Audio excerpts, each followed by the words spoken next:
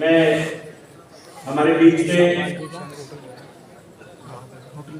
पत्रकार और social activist मान्यवर महेंद्र यादव, जो कि किसी परिचय के मोहताज नहीं है, उनका संबोधन ही अपने आप में उनका परिचय में बहुत ही सम्मानपूर्वक उनको आज की उनको जो विषय दिया गया है उनके ऊपर अपनी बात रखने के लिए आमंत्रित करता हूँ। उनका विषय है निजीकरण की नीति और संवैधानिक गारंटी पर उसके परिणाम।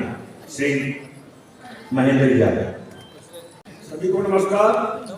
जय भीम, जय मंडल, जय जयपाल सिंह मुंडा, जय करुणानिधि और सभी हमारे बहुजन समाज को दिशा दिखाने वाले सभी महापुरुषों को नमन करता हूँ।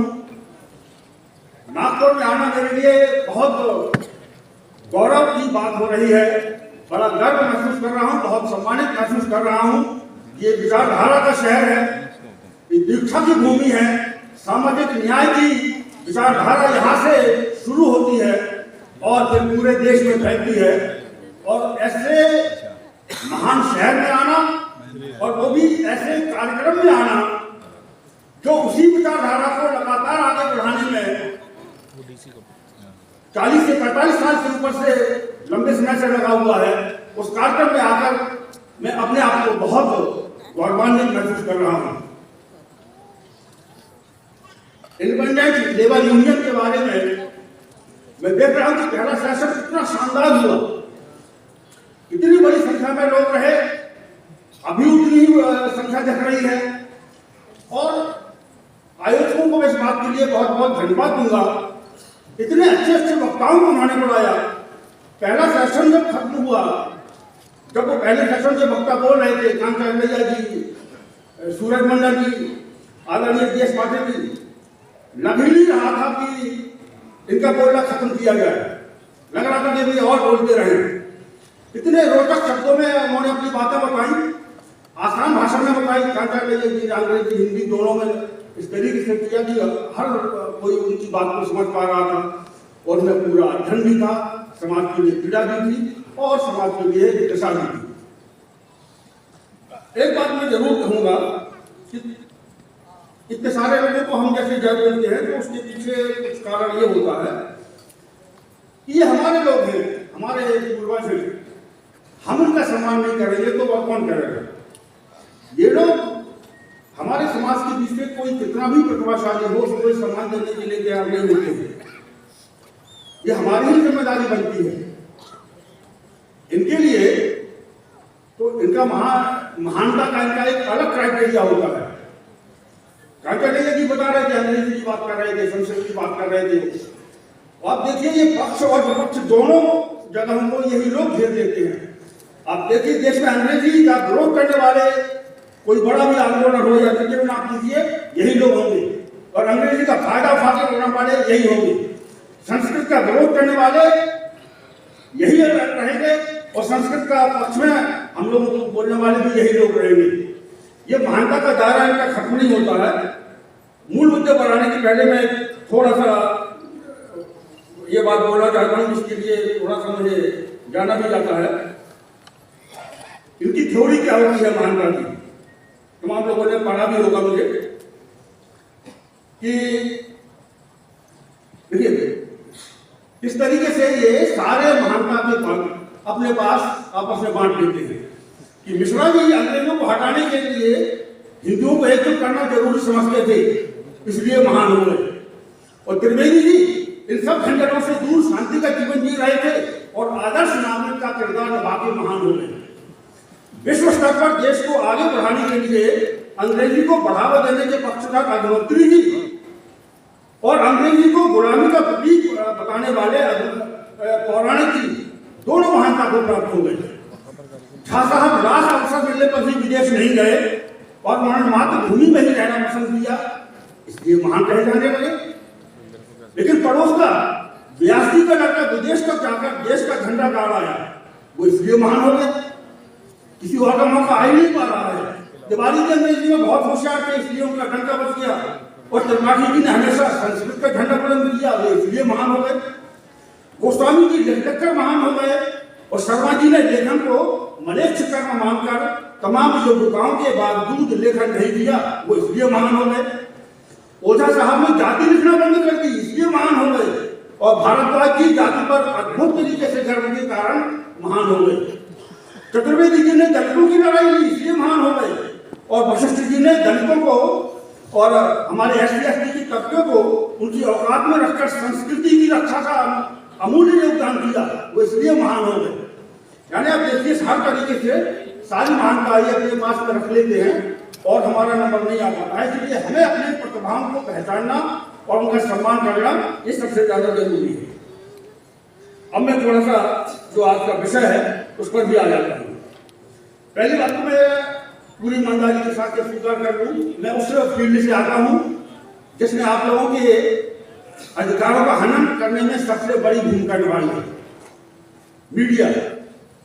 आज का जो मीडिया है, इस तरीके से आपको हमको विचारधारा में किचन में जब से रसोई बेडरूम में टीवी पहुंच गए थे, उस समय लगा कि बड़ा चाय का लिए एंटरटेनमेंट का है, लेकिन वो कितनी बड़ी साजिश थी। और टीवी तो प्राइवेटाइजेशन का मामला है ही पूरा, सारी प्राइवेट टीवी चैनल प्राइवेटाइजेशन वाले हैं ही, निजीकरण के ही हैं, सब निजी संस्थाएं हैं। तो इन्होंने टीवी ने इस तरह का माहौल बना दिया है कि जो अब आपको दिखाया जाएगा, दिन रात जो आपको दिखाया जाएगा, वही आपको लगेगा कि देश में यही हो रहा है। जो टीवी पर नहीं दिखेगा, कोई भी आंदोलन नहीं, क्या जब टीवी नहीं थे तो आंदोलन नहीं होते थे, अखबार नहीं थे तब भी आंदोलन होते थे और पूरे देश भर में आंदोलन फैल जाते थे। अब हम उस टीवी के गुलाम बन गए हैं। तो टीवी में हमें इस बात को खबरें देखें, लेकिन हमें ये समझना चाहिए कि ये निजी संस्था के चैनल हैं और तो सरकारी है, उसका भी वही हाल है, ये अलग बात है। लेकिन खबरें देखना और खबरों में से सही खबर समझना ये जरूरी है। महानता की बात में ये भी देखें कि अगर देखिए आज के दौर में देखें, टीवी में जो बात कर रहे हैं, जो सरकार के बहुत पक्ष में बोलने वाले हैं, वो भी वही हैं। और अगर आपसे पूछूं कि सरकार की खिलाफत करने वाले कौन पत्रकार हैं, वो भी उसी तबके के निकलेंगे। ये कि मिली भगत है, साजिश है इनकी कि हमारे नेता, हमारे जिससे कोई हमारा नेता ना उभर के आ जाए, हम कांचा नैया को हमारे नेता उभर के ना आ जाए, तो ये किसी रमेश कुमार को, किसी कन्हैया कुमार को हमारे ऊपर ठोक देते हैं, जो हमारी बातें बहुत ज्यादा अच्छी तरीके से कहता है। और इनका निजी जीवन में क्या रहता है, जब तक ये टीवी में रमेश कुमार रहे, कौन रहा है कि इसके रहते कोई SC/ST OBC इसके चैनल में, इसके डिपार्टमेंट में घुस नहीं पाता था। ये इनकी हकीकत है। लेकिन हम हमें लगता है यार ये बात तो बहुत अच्छी बोल रहा है। बात बोलने से क्या होता है, संवादक का काम क्या होता है, खबरें देना भी होता है और खबरों में जो हमारा चैनल है, जो हमारा अखबार है, उसमें भर्ती करना भी उसका काम होता है। तो दूसरे काम में कितने दुष्ट और बेरहम रहे हैं, ये बात आपको मैं बता रहा हूं इसलिए कि हम इसके अंदर से निकल के आए हैं। और जो निजीकरण है, संविधान का हक, संवैधानिक जो हमें अधिकार दिए गए हैं, उसको हर तरीके से ये खत्म करने वाले हैं। संविधान ने हमें सबसे बड़ी चीज क्या दी, सबसे बड़ी चीज दी समानता का अधिकार। और ये जो निजीकरण है, ये समानता का दुश्मन है। समानता जो थोड़ी बहुत आई भी है, उसको खत्म करने वाला है और विषमता को और ज्यादा बढ़ाने वाला है। संविधान के आर्टिकल 14, 15, 16, 19, 21, 38, 39, 300 और 355 के ये खिलाफ है। निजी अधिकारों का, जो हमारे मौलिक अधिकारों का है, उसका भी उल्लंघन है। देखिए, संविधान के आर्टिकल 14, 15, 16, 19 और 21 को कहा गया है संविधान की आत्मा। इनमें कहा गया है आर्टिकल 29 और 39 बी और सी में कि सरकार कोई ऐसी नीति नहीं बनाएगी जिससे देश की अधिकांश संपत्ति कुछ गिने चुने लोगों के हाथों में सिमट जाए। आजादी के समय तो ज्यादातर लोग गरीबी थे, बहुत कुछ लोगों गिने चुने लोगों के पास में संपत्ति थी। तो उस समय सरकार ने जो पब्लिक सेक्टर है उसको बढ़ावा देना शुरू किया और उसके बहुत ज्यादा तो नहीं, लेकिन धीरे धीरे उसका फर्क पड़ना शुरू हुआ। अब उसको खत्म करने के लिए जब से फिर ये जो उदारीकरण का दौर शुरू हुआ, ये किसके लिए उदारीकरण? इससे हमारे लिए कोई उदारता हमें मिली क्या? देखिए बस पूंजीपतियों को तो बनाना था और बनाने का दौर कौन सा था? वही जो मंडल आयोग लागू हुआ। तो जब लगा कि सरकारी नौकरियां रहेंगी और अब इनमें SC ST को देना ही पड़ रहा है, OBC को भी देना पड़ जाएगा, तो सामाजिक क्रांति हो जाएगी। तो उसी समय पर ये निजीकरण का काम शुरू हो जाता है, जिसमें सभी सरकार शामिल रही है। इसलिए जब कोई सरकार या सत्ता पलटने या इस्तीफा होती है तो मैं बहुत ज्यादा उत्साहित नहीं होता हूँ। तो जो और दूसरी इसमें सबसे बड़ी निजीकरण में जो दिक्कत ये होती है, निजीकरण का मतलब तो पहले तो यह है कि भाई निजीकरण करना ही है। एक बड़ा सवाल ये भी है, हमें ये तो बताना पड़ता है कि निजीकरण का विरोध हम क्यों करें, निजीकरण क्यों नहीं होना चाहिए। पहले इनको बताना चाहिए कि निजीकरण क्यों कर रहे हैं। कोई विभाग, कोई संस्थान, कोई निगम अगर सरकार ठीक से नहीं चला पा रही है तो सरकार छोड़े। आप रेलवे ठीक से नहीं चला पा रहे हैं, किसी सरकार को लगता है कि रेलवे ठीक से नहीं चल रही है तो इस्तीफा देकर अलग हो जाए, दूसरा कोई आदमी आएगा, दूसरी सरकार आएगी, दूसरा मंत्री आएगा, वो चलाएगा। आपकी अक्षमता है तो उस वजह से कोई सरकार का विभाग बेच दिया जाए। और फिर ये निजीकरण करते कैसे हैं? कोई एक विभाग ले लीजिए LIC, कोई एक प्राइवेट पूंजीपति आएगा, औने पौने दाम में लेगा। LIC जैसी संस्था के तो देश भर में जितने ऑफिस हैं उनकी जमीन ही इतनी कीमती है कि उसका कोई मोल नहीं लगाएगा। कीमत कम रखेंगे, क्योंकि कीमत पूरे मार्केट रेट से रस्ते रखेंगे तो कोई खरीदने के लिए आएगा नहीं। तो औने पौने दाम पर ये संस्थान को बेचेंगे और फिर क्या करेंगे? वो पूंजीपति अपने पैसे नहीं लगाएगा, वो इसी सरकारी बैंक से ही लोन लेगा, यानी सरकार से ही पैसा लेके सरकारी संस्थान को खरीद लेगा। तो इससे बड़ा फोकस क्या है? मुझसे पैसा लेके आप मेरी चीज खरीद लें, मुझसे पैसा उधार लेके मुझसे ही खरीद लें। तो ये तो मतलब कि आप एक तरीके से फ्री में दान देना हो गया। और फिर बैंक का जो लोन रहेगा, एक बैंक के पास में उतना पैसा होता नहीं है, तो 5, 7, 8, 10 बैंक मिलके एक कंसोर्टियम बनाते हैं, फिर वो मिलके लोन देते हैं और वो लोन कभी वापस नहीं आता, तो NPA में डाल दिया जाता है। तो इस तरह की साजिश होती है। भाई किसी को अगर कोई संस्थान खरीदना है तो अपने पैसे से खरीदे, कम से कम इतनी शर्त तो रखनी चाहिए। भाई हमसे पैसे लेके तो मत खरीदो, और बैंक को ही लोन देना है, सरकार को ही लोन देना है, तो सरकार को जो तर्क देती है निजीकरण के पीछे की उसको फंड चाहिए। भाई तो बैंक से आप सीधे लोन ले लो, क्या दिक्कत है? सीधे लोन ले लो और जब आपको वापस करना हो करते रहना। प्राइवेट वाला तो वापस करता ही नहीं है, भाग जाता है, तो विदेश भाग जाता है। लेकिन ये सब नहीं होता, पौने पौने दाम पर इनका काम चलता रहता है और ये धीरे धीरे सब ऐसे ही चल रहा है। और दूसरी एक बड़ी बात एक ये भी होती है कि इसके बारे में तो मैंने बता दिया कि जब निजीकरण लाया ही इसीलिए किया, शुरुआत ही इसकी इसीलिए हुई कि इसमें हम लोगों की, आप लोगों की भागीदारी जो बढ़ने लगी थी और ज्यादा बढ़ने के आसार हो गए थे, उसके चांस खत्म हो जाए। और बड़े अफसोस की बात है कि जब हमारे साथ कोई अन्याय होता है तो जहां पर हम जाते हैं, जिस दरवाजे हम पहुंचते हैं, उम्मीद करते हैं कि हमें यहाँ से इंसाफ मिलेगा, वहां भी कॉलेजियम का सिस्टम बैठा हुआ है। एक तरीके से वहां भी निजीकरण ही कर दिया है।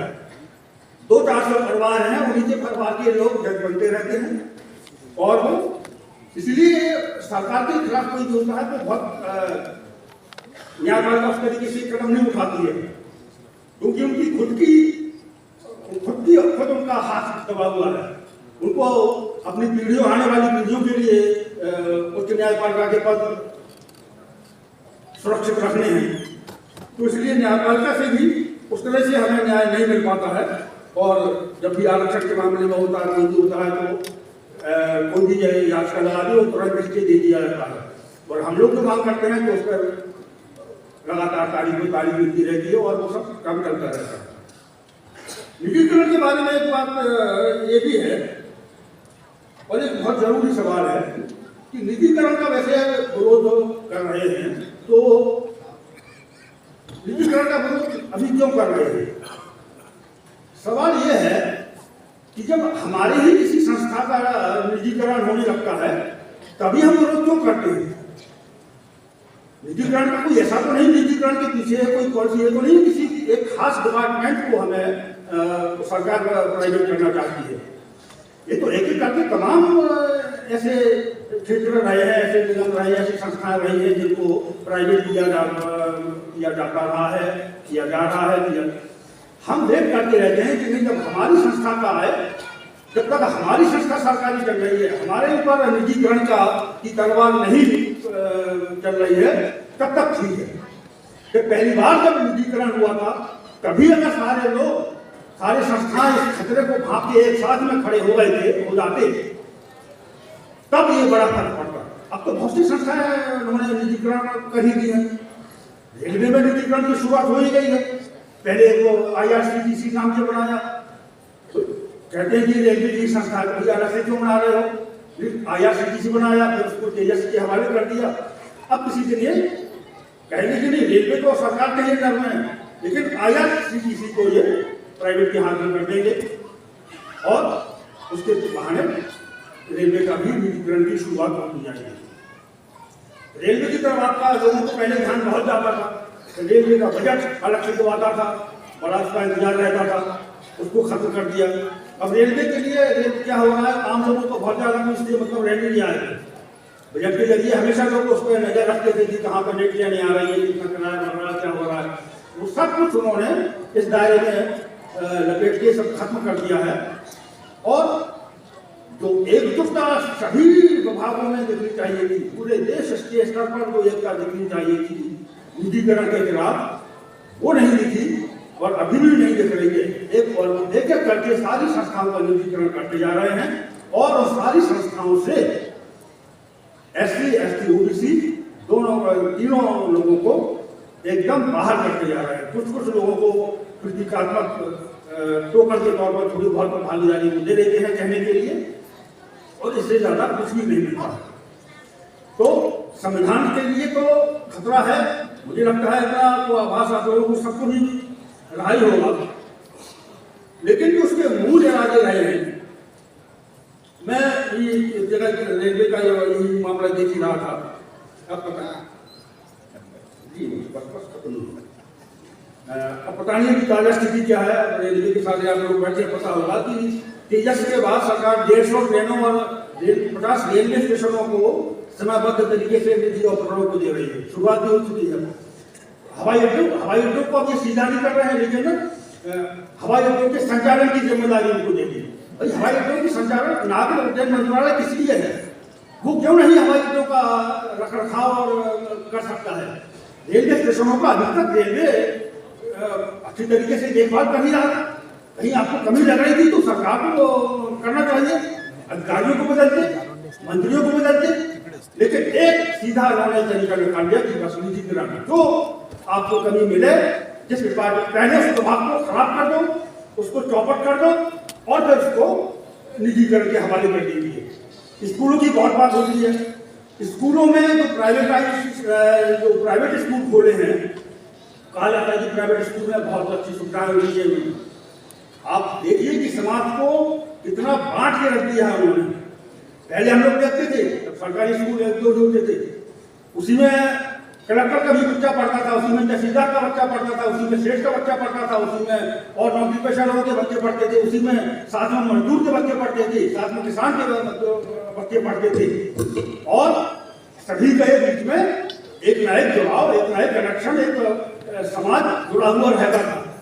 अब प्राइवेट स्कूल में क्या, हमारे पहले वाले वक्ता शायद पहले सेशन में बात कर रहे थे अंबानी के स्कूल की, जिनमें लाखों करोड़ों की फीस होती है। ऐसा कुछ नहीं कि वो लाखों करोड़ों का उसमें तो कैसा पढ़ा रहे हैं, वो लाखों करोड़ों की फीस इसीलिए रख रहे हैं। जिस दिन अंबानी अपने स्कूल की फीस कम कर देगा, मामूली स्कूल के रेट पर कर देगा, उसी दिन से बड़े लोगों के बच्चे उस स्कूल से भाग जाएंगे। वो ज्यादा फीस इसीलिए रखे हैं कि उस स्कूलों में उनके साथ में गरीबों के बच्चे ना पहुंच पाए, हमारे लोग बच्चे ना पहुंच पाए, उनका एक एलीट तबका सुरक्षित रहे। और यही हर स्तर पर, हर महानगरों में, अपने छोटे छोटे शहरों में प्राइवेट स्कूल खोल गए हैं। तो इस समाज को बांटने का काम किया है, जो शिक्षा के निजीकरण के नाम पर जो हुआ है, जो समाज के बांट बांट के रख दिया है। अब सरकारी स्कूल में सिर्फ गरीब मजदूर और उन्हीं के बच्चे आते हैं। दिल्ली में आम आदमी पार्टी वाले बड़ा स्कूलों का दावा करते हैं, लेकिन उनके बच्चे या किसी कोई अभी तक वहां पर देखने में नहीं आया कि कोई भी संपन्न तबके के लोगों ने उन स्कूल में पढ़ाना शुरू किया हो, क्योंकि उनका मकसद दूसरा ही है। उनका मकसद देखना है कि हमें भी गरीब लोगों से दूर रहना है, अपनी अलग दुनिया बसानी है हमें। ये कार्य देखिए किया गया है, तो इसके लिए वो मनचाहे चाहे फीस लाख, जिस स्कूल की फीस जितनी ज्यादा कर दी जाएगी उतने ज्यादा उसमें एलिट तबके के लोग पहुंचेंगे। यह है निजीकरण की हकीकत। यह है निजीकरण से हमारे संवैधानिक अधिकारों का हनन, इससे हमारे सामाजिक अधिकारों का हनन, इससे हमारे आर्थिक अधिकारों का हनन, यह है हमारे मौलिक अधिकारों का हनन। आप सभी ने एक शानदार कार्यक्रम में मुझे बोलने का मौका दिया, बहुत गर्व की बात है मेरे लिए, और आप लोगों का मैं बहुत बहुत धन्यवाद देता हूँ। जय हिंद।